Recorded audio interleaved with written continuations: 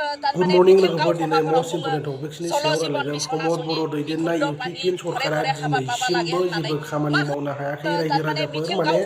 बिसोरो जेब्ला BTC आव थानानै सरकार सालायो अब्ला बुंदोंमोन बिथांमोना BTR रेकर्ड खालामखांनायनि उनाव BTC आव सरकार सालायबाय गभर्नमेन्ट जाबाय बिथांमोना बुंदोंमोन माने जोंनि बर' हारिनि जौगानायनि थाखाय खामानि मावगोन गोग्गो दै मोनलोंनायनि थाखाय खामानि मावगोन न'खर न'खर बयनावबो साख्रि होगोन न'खर न'खर बयबो गोग्गो दै मोनलोंगोन जोङो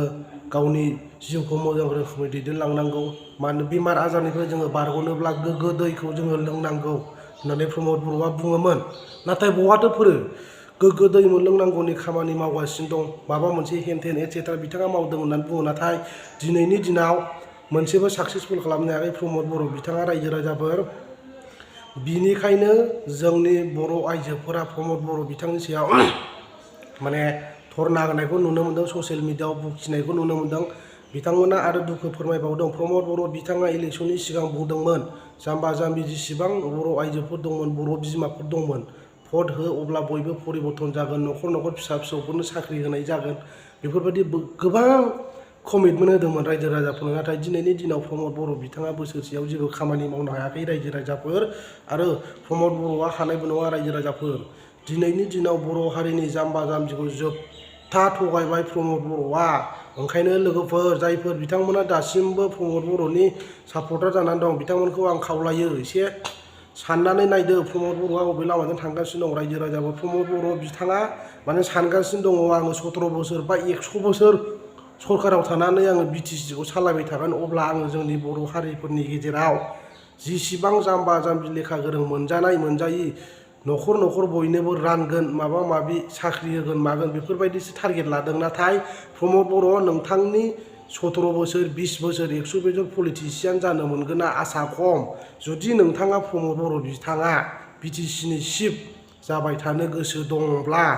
नोङो नैबे 1 इयारावनो राननानै होजोबनांगौमोन जिसिबां थाखा फैसा सफैदोंमोन बर' हारिफोरनो जिसिबां कमिटमेन्ट होदोंमोन नोंथाङा राननानै होनांगौमोन प्रमद बर' अब्लासो नोंखौ बयबो मोजां मोनगौमोन प्रमद बर'आ थारैनो जोंनि BTC आव गोजोन सान्थि लाबोबाय आरो परिबर्तन होननाय बुस्थुखौ लाबोबाय होननानै बुंगौमोन नाथाय दिनै नोंखौ बुङा रावबो प्रमद बर' नोंथांखौ दिनै जाम्बा लेखा गोरोङानो जा बा बिथांमोना जिसिबां जोंनि BTC आव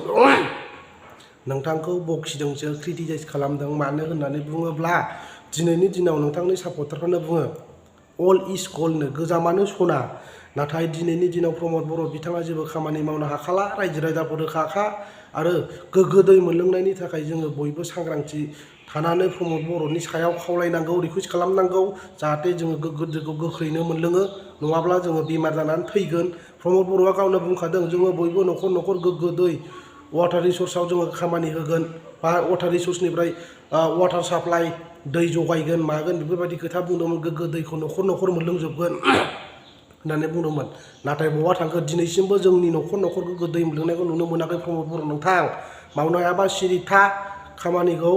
आरो बेबायदि ससियेल मिडियाआव खोथा दा बुंबाय दा था आरो जाय बिथांमोना भिडिअखौ नायनानै मोजां मोनदों लाइक हो कमेन्ट हो जाहाथे गोदान गोदान भिडिअ आपल'ड खालामोबा नोंथांमोना मोननो हायो एनिवे लोगोफोर थेंक इउ दिनैनि भिडिअआ बावनो जोब्बाय।